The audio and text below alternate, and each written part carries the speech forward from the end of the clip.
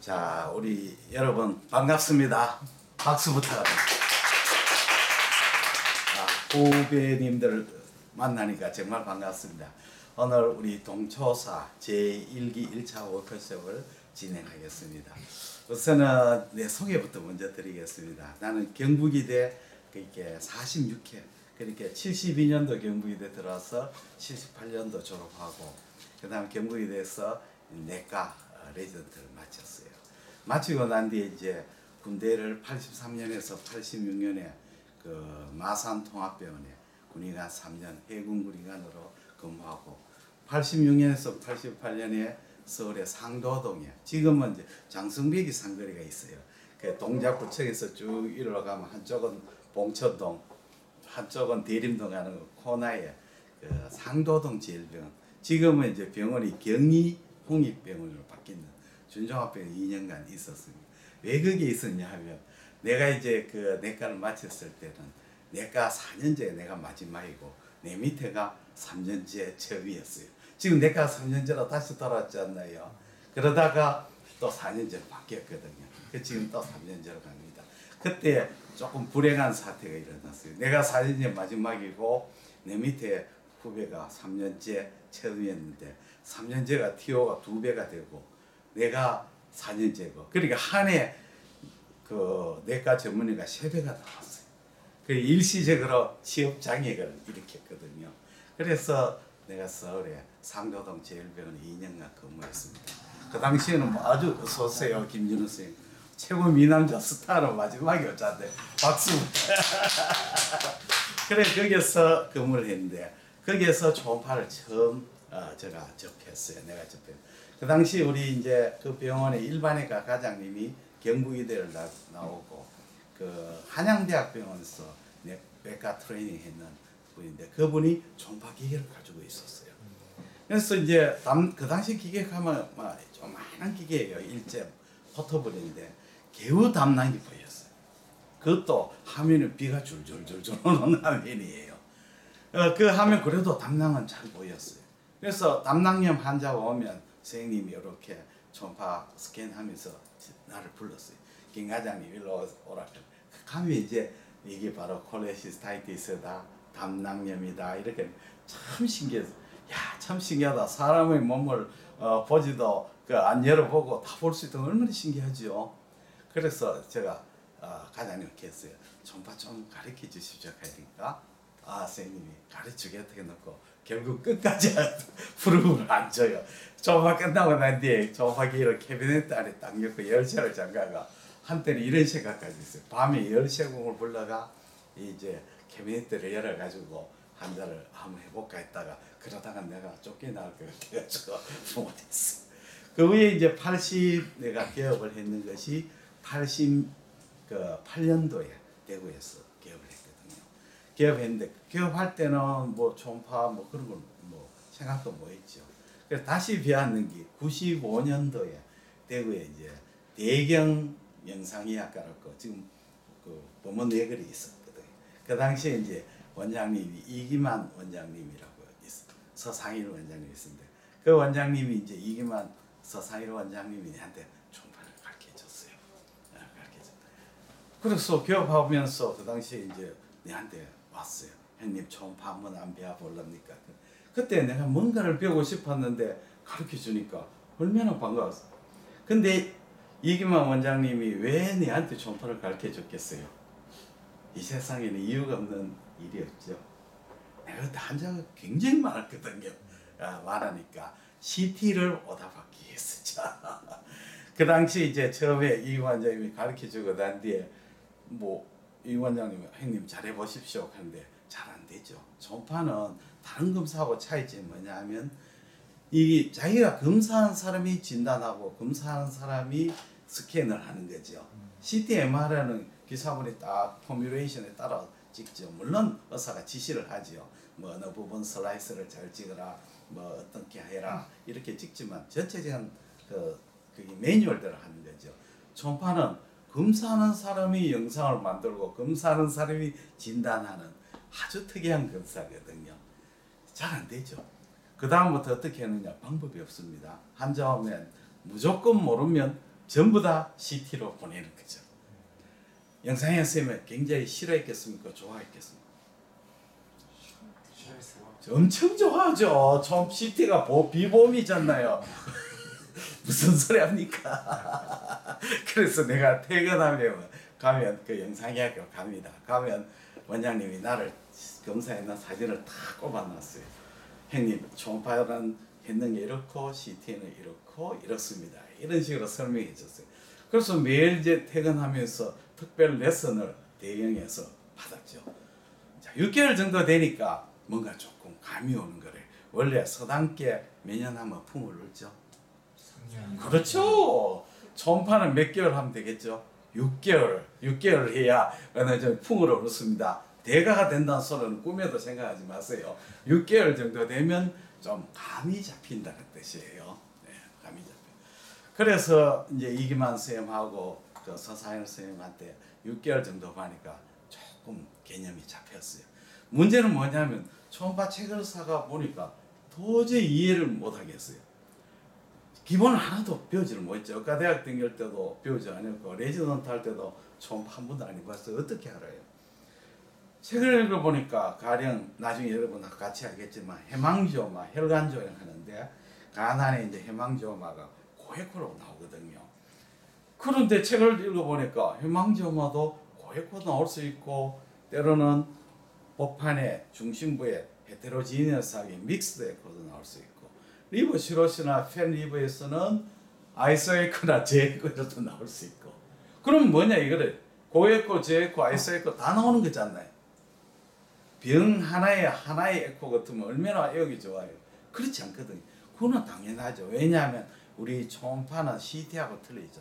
초음파는 음파의 반 사이에서 영상을 맺는 거죠. 그리고 CT 엑스레이는 뭡니까? 조직의 엑스레이 흡수도에서 결정이 되죠. 전혀 원리가 틀리는 거죠.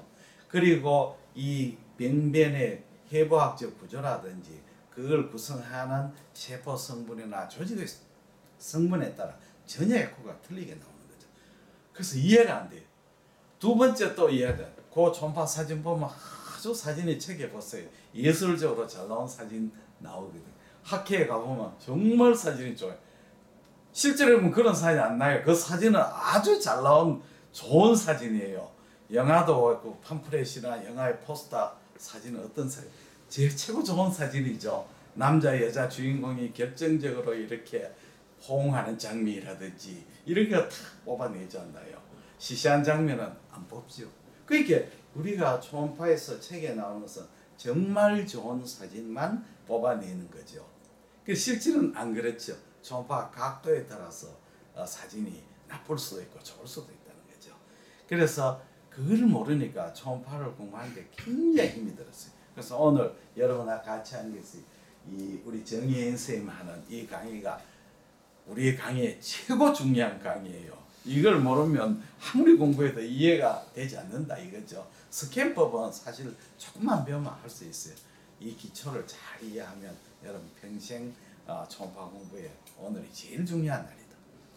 다음은 이제 앞으로 의료가 어떻게 될 것이냐 여러분이 관계되는 이야기예요. 내가 졸업했을 때는 의사가 된 때는 내가 경북의대에 120명이 들어왔는데 그 당시에 경북의대에 그 여학생이 몇 명이냐 10명이었어요. 남학생이 110명. 시험 치면 어떻게 되느냐 1등부터 20등까지 전부 다 여자가 차지해요. 1등부터 20등까지 여자가 다 차지해요. 그 중간중간 가물에 콩다듯이 남자가 낑겨들었어요. 그러면 여자 10명 중에서 출신 학교가 어디냐? 9명이 경북여고, 1명이 사대부고에 그 당시에는 시험 그 경북여고가 9명, 사대부고가 1명, 경대 사대부고 대구에서 랭킹 2위죠. 랭킹 1위가 9명, 랭킹 2위가 1명. 자 그러면 120명 경북고등이 몇 명이냐? 경북고등이 반 이상이에요. 그 당시에 경북고등이 서울대학에 몇 명 갔느냐? 200명 갔거든요. 150명에서 200명 갔어요. 그래 경북이대 들어온 학생은 아주 우수한 학생이 아니고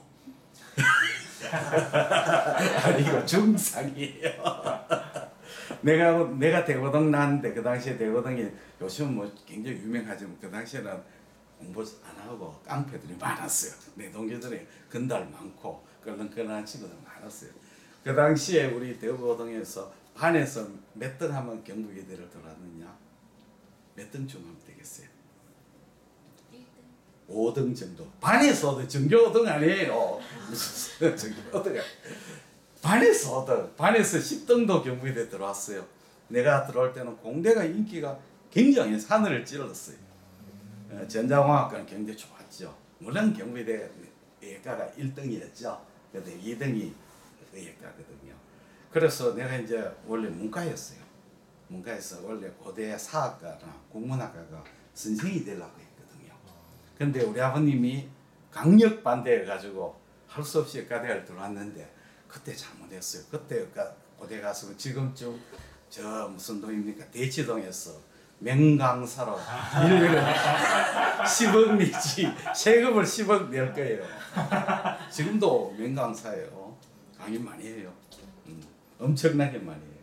그래서 나는 직업이 선생이 맞구나. 그래서 여러분하고 또 만나서 가르칩니다. 그러니 앞으로 의사는 바뀌어요.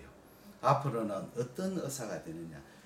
이제 인공지능의 AI가 들어왔지 않나요? 들어왔죠. 지금 같이 너희들 들어오고 있어요. 앞으로 의사의 제일 밑바닥은 어떤 의사가 되느냐. 백화점이나 마트에 가면 뭐 있습니까? 캐시어가 있잖아요. 캐시어는 하는 일이 뭐죠? 그냥 계산해가 주는 거죠. 캐시어는 하루만 배우면 캐시어 할 수 있어요. 앞으로 의사 밑바닥 의사는 그냥 환자 오면 입력해가 캐시 인공지능에서 나온 대로 처방걸 주는 사람. 이 사람이 밑바닥이에요. 그 다음 고우의 단계는 그런 사람 월급이 얼마 하면 되겠어요? 300만 원이면 충분하죠. 300만 원 많죠. 두 번째 의사는 이제 환자를 진료하는 의사죠. 이 사람은 입원 환자를 진료하고 그런 의사가 있고 그 위에는 무슨 의사냐면 아주 전문적인 의사죠. 스텐트를 넣거나 대장 내시경을 넣거나 엔지오를 하거나 수술을 하거나 이런 의사는 전문 의사니까 이건 아무나 할 수 없죠. 그 사람은 고임금을 받겠죠. 그 다음에 또 의사가 새로운 의사가 생겨요. 그 의사는 뭐냐면 공과대학을 나오고 전자공학과를 나오고 그 다음에 이 인공지능이라든지 컴퓨터 이제 그걸 소싱 데이터 프로세싱하는 의사가 생길 거예요. 몇 년 전에 카이스트에 서남표 총장이 이야기를 했죠. 우리 카이스트에 여기 카이스트 나온 사람 한 사람 있더라. 여기 지금 의과대학을 만들겠다 했어요. 그래 나는 서남표 총장이 무슨 말을 하시는가 싶었더니 공대를 나온 사람이 그쪽으로 컴퓨터 프로세싱이가 이 의사는 어떻게 되느냐면 공대를 나오고 의과대학에 4년 마치고 이제 해지나마 뒤에 따라 노트북 들고 따라 댕기는 거예요. 댕기가 환자의 그걸 전부 다 컴퓨터에 프로세싱 하는 의사가 되는 거죠. 이런 의사가 되는 거예요. 그 다음에 마지막에 최고로 돈 잘 버는 의사는 누구이겠어요? 이 사람은 대면 진료하는 의사예요. 대면 진료.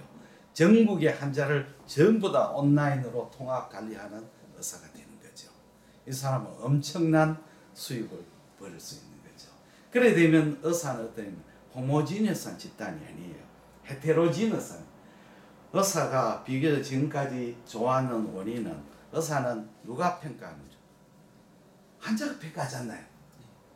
내가 어느 대학을 나와든 내가 가령 저 지방의 푸진대학에 나와도 공부도 못했고 성적도 나쁘지만 서초동에 기업을 해가 아주 열심히 환자를 진료하면 어떻게 되겠어요? 환자 오지 않나요? 예. 그렇죠? 변호사는 누가 평가해요? 변호사는 누가 평가해요? 변호사. 판검사가 하잖아요. 무슨 말인지 모르겠어요. 유승엽 쌤 알겠어요? 예. 그렇지 않나요? 네. 변호사는 판검사가 하지 않나요? 네. 내가 그래 대구 영남대 로스쿨 나와가지고 서울 서초동에 사무실 삐까뻔쩍해서 한 의뢰인 오겠어요? 안 오지 않나요? 그렇죠. 그러면 앞으로의 의사는 어떻게 누가 평가하냐면 환자가 평가하지 않아요. 바로 빅5 병원의 원격진료센터에서 평가하는 거예요. 그 개개인의 환자가 자기 마음대로 병원에 갈 수 없어요. 왜냐하면 그게 그 프랜차이즈라든지 원격에 연결되는 병원만 갈 수가 있어요. 무슨 뜻인지 감이 안 오지요? 그 다음에 여러분의 이제 시대는 틀려지는 거예요. 여러분의 시대는 이제 모든 의료가 에비던스 베이스 메디신이에요. 그렇게 우리가 환자를 진료하는 것을 가령 우리가 이제 배가 아프면 옛날에 우리 시대는 진찰해가지고 약 주고 치료하잖아요. 그 시대는 끝나는 거예요. 모든 환자의 기록은 영상이라든지 그 데이터를 전부 다 빅클라우드에 올려야 되는 거예요. 그렇게 모든 진료 행위 자체가 에비던스, 영상이라든지 랩에 베이스 안 되는 진료는 안 되는 거예요. 이해가 됐죠? 예. 예. 벌써 아시는 분이 있고 30%는 아는 거 30%는 무슨 소리 하는지 30%는 거짓말 하는 거 아닌가 이런 생각인데 내 말은 진실이에요. 이제 여러분이 나중에 이제 임상 현장에 가시면 영상을 모르는 의사도 아니에요. 의사도 아니에요. 모든 진료는 영상에 기초를 둬야 돼요. 그 중에 이제 영상에 CT, MRI, 초음파인데 초음파는 이게 점점 기계가 좋아져가 앞으로 초음파를 뭐가 상용화 포켓트에 댕기거든요.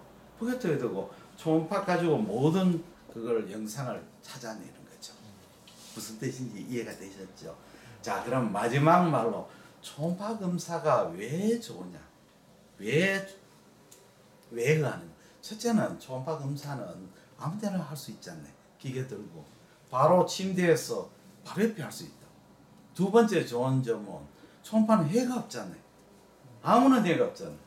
세 번째는 뭐가 좀 초음파 검사는 매일 할 수 있잖아요.